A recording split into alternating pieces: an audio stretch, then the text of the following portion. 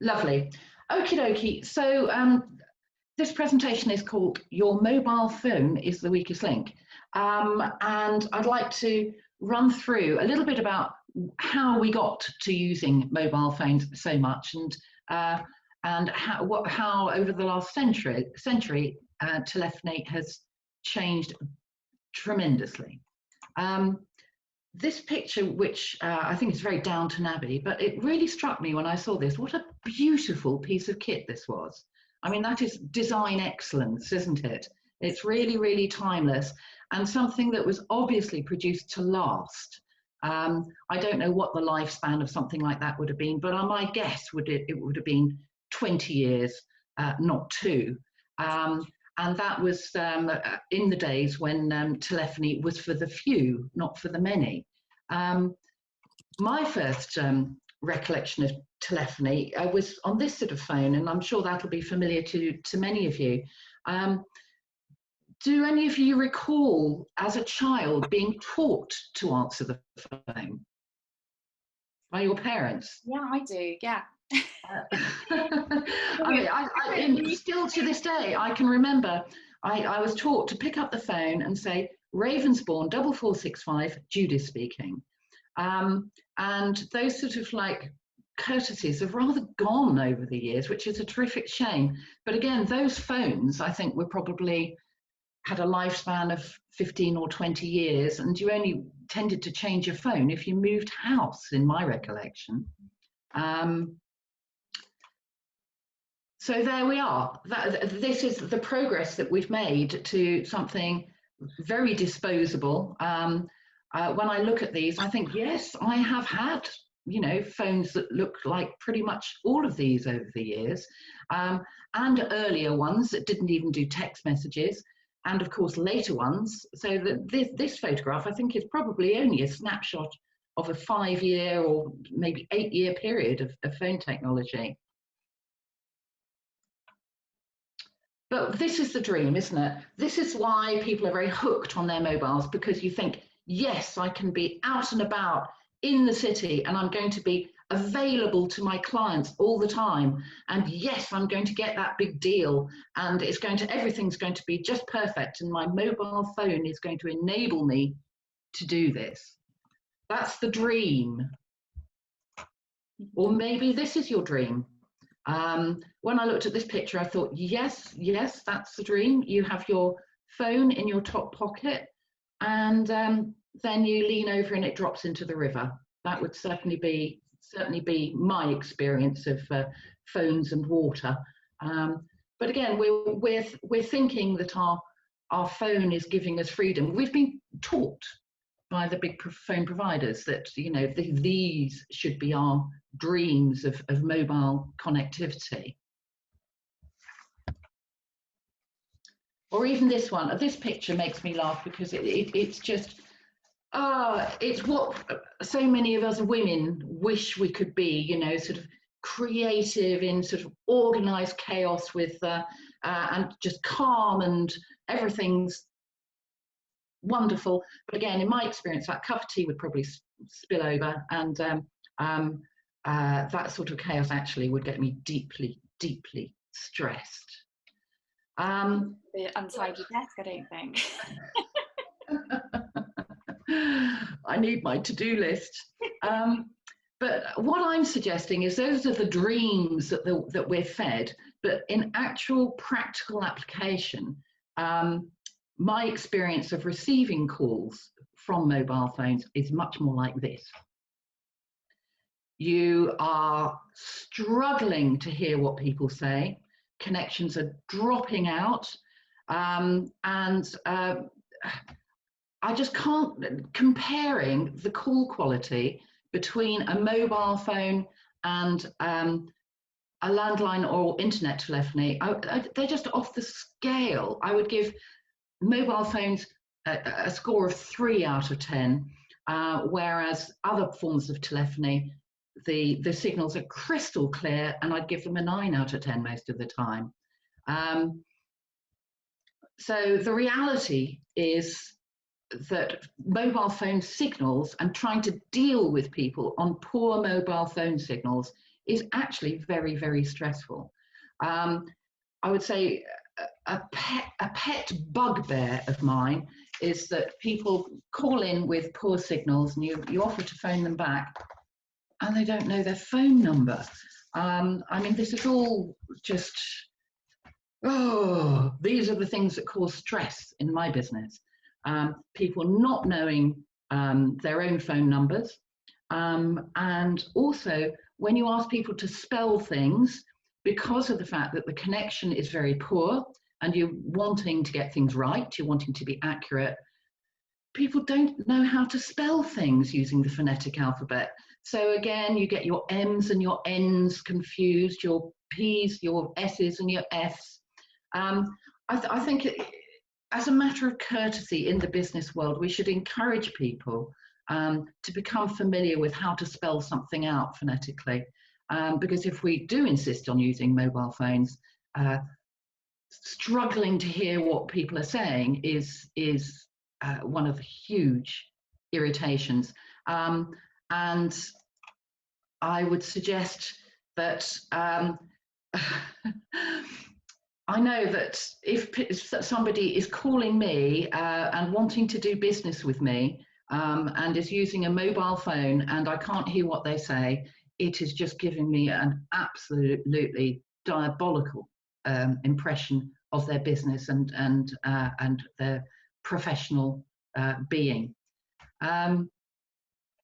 So why do we get such poor connections in the Southwest? Would anybody like to contribute here? Because I'm sure you know some of these things. Why do you think our connections are so poor?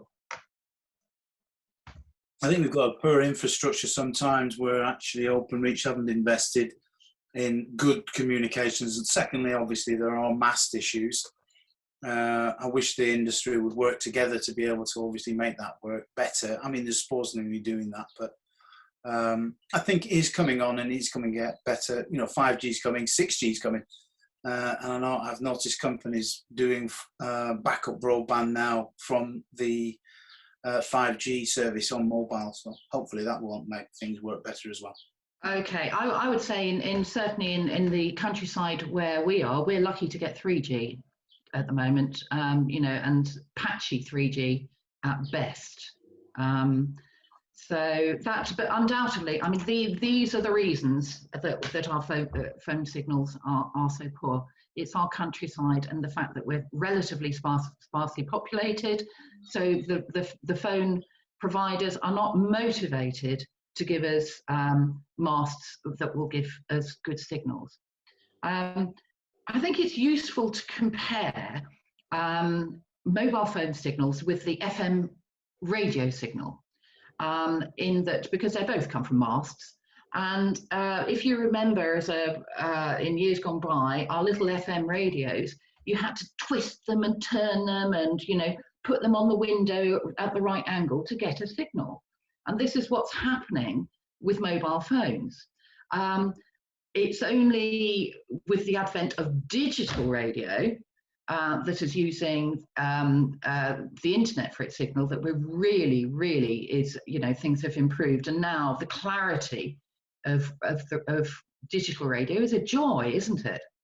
And there isn't the problem. You either get it or you don't. You know, there isn't a halfway house with digital radio. Your signal is either sort of 100% or nothing. But generally a joy, and digital is best. I don't think many of us would give up our digital radios and go back to an AM FM, you know, 247 medium wave or whatever it was, that was part of our childhood maybe, but part that, you know, quite happy to see the back of. Okay, so I would say this, you know, this is our dream, isn't it? A lovely tidy desk, a mobile phone that works, and you know, that's what, again, what we're dreaming. But even if we have that very lovely iPhone, whatever, it doesn't change the fact that if the signal is poor, it's a struggle to hear what people are saying and to communicate effectively. So I'm suggesting maybe we should reassess the phones that we do business on. Desk phones, one of the great advantages of desk phones is that 9 times out of 10 you can, if you want, use a headset, so you can have both hands free, and modern headsets are comfortable all day if that's the way you want to go. I don't suggest tucking them under your chin because it's just a way to get neck ache. But these desk phones are not the same thing as we had 20 years ago with traditional telephony. There are some huge advantages that can be linked to internet telephony, and one of the biggies for me has been what are called decked phones, which are the ones that they've been around with traditional landlines for ages. You know, the ones where you have a handset that can be used usually within a 100-meter radius. Well, you can do that actually now with internet telephony. So you can sit out in your garden to make calls, but using the digital connection rather than the mobile signal. And modern ones also give you fantastic functions like being able to put a call on hold and take another call, being able to transfer a call out, all of the office functions that you don't get with a mobile phone. And price-wise, about 100 quid. You know, we're really not talking a lot of money. So there have been terrific advancements that certainly for me, you know, that to be able to sit outside when if it's quiet in the afternoon and we haven't got many phone calls happening, that's such a pleasure. Well, it would be if the weather would cheer up anyway. But again, I like to dream. But technology is enabling that dream. It's interesting actually, because I think I've noticed since I've been at home, well, my mobile signal is appalling where I live anyway, and we've tried all sorts of providers and it doesn't make any difference. But it never really worried me when I used to be out and about. Of course, now I'm at home all the time. It's a very different matter because my phone's pretty much useless. But I hadn't actually thought about using an online telephony service kind of thing. So I always associated those internet-based ones with much, much bigger like call centres and things. Well, I'll come on to, you know, sort of what these things cost in a minute, because it'll surprise you. I mean, as you say, our big business has been using this technology for a long time. Having said that, we've all been using it without realizing for quite a long time, because the traditional wired network has been overhauled, and by 2025 traditional wired technology will no longer be installed. It won't be an option. You will all be using internet telephony, and in fact you already are, because at the exchange level it's all internet telephony now. One thing I would mention actually on this that's just come to mind is one of the few downsides. Well, there are two big downsides to this. Firstly, the connection of calls takes quite a lot longer than it did with old-fashioned dial through. I've noticed that making a call into my business, it will be, I will hear the ring 5 times before it actually hits the business switchboard. So that's something to bear in mind when you are calling people, that you need to have a little bit more patience than you maybe had traditionally. I know that I always used to sort of ring somebody and then count to 10, and if they hadn't picked up on the 10th ring, I'd close the call. But now, in effect, if you are doing that, you're only giving them 5 rings to answer. So that's something to bear in mind. And another thing that we should understand and will be important as after 2025 we are all using internet telephony, is that if there is a power cut, your phone doesn't work.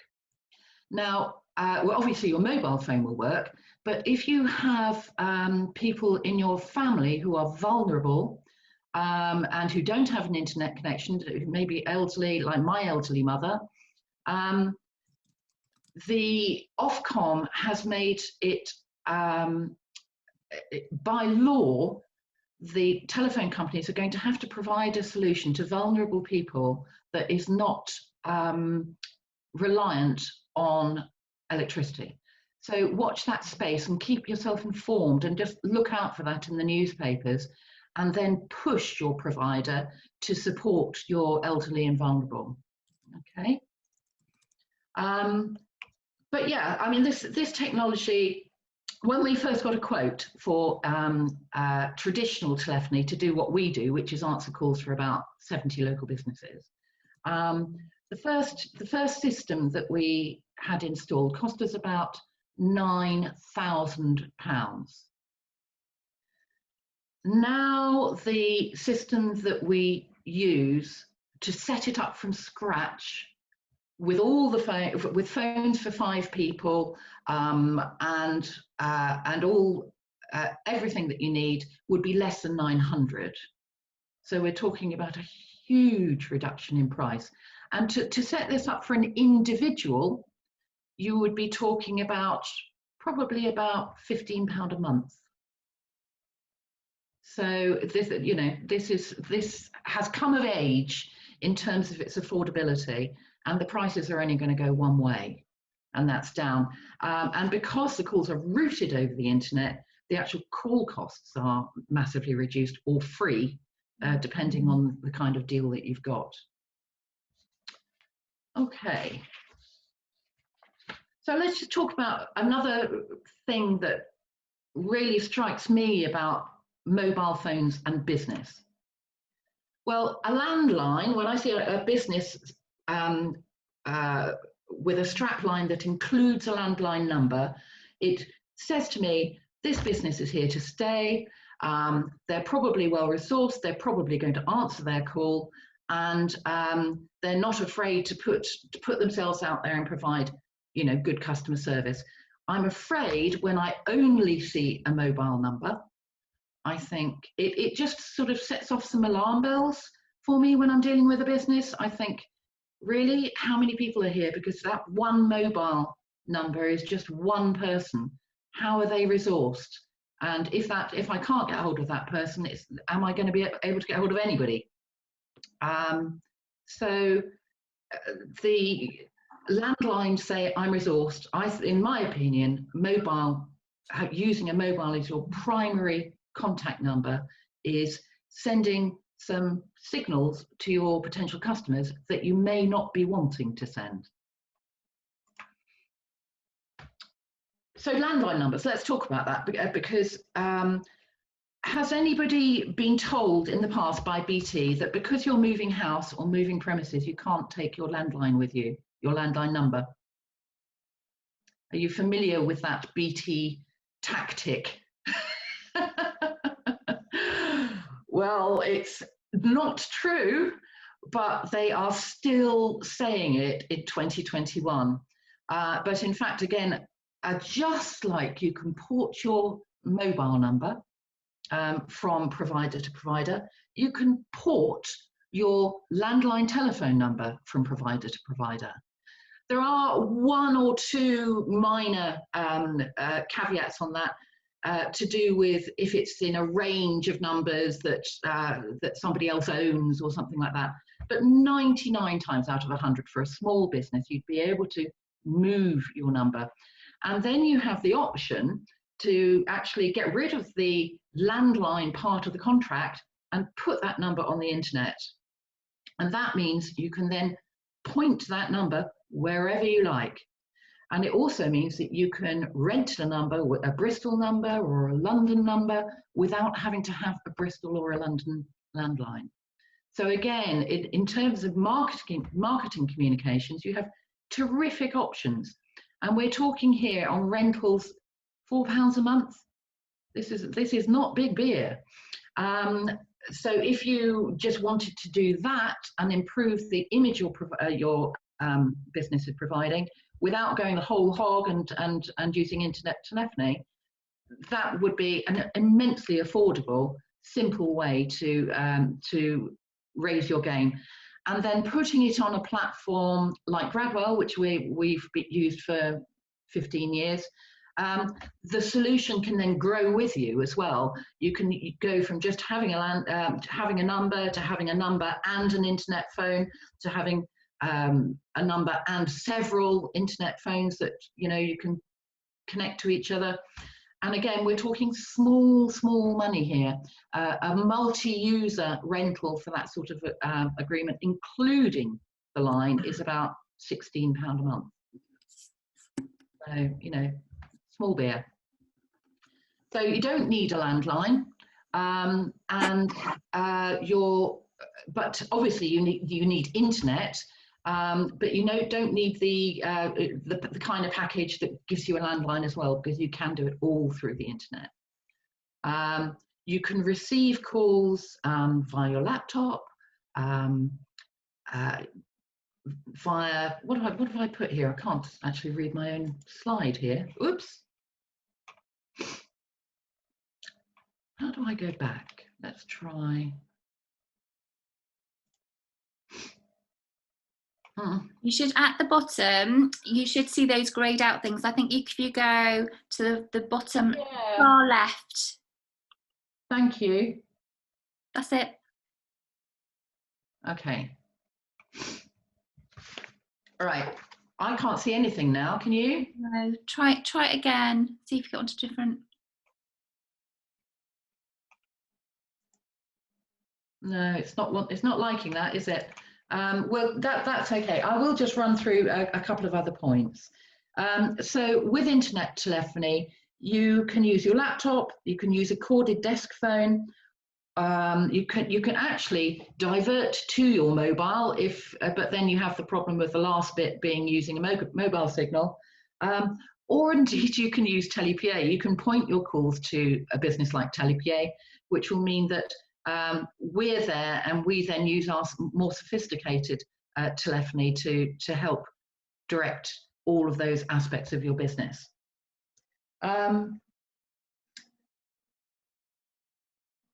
Okay, yeah, I've covered these. That you can choose your geographic area. You can also choose an 0800 number, and 0800s are now. Though for years it was all very confusing with 0845, 0870 and all of these things, but at last the 0845s and 0870s are disappearing. 0800 is truly free to the caller, whether you're on a landline or a mobile, and that was a change that only happened a couple of years ago. But so 0800s are here to stay, and again, are very inexpensive and a great message to be sending to your potential market.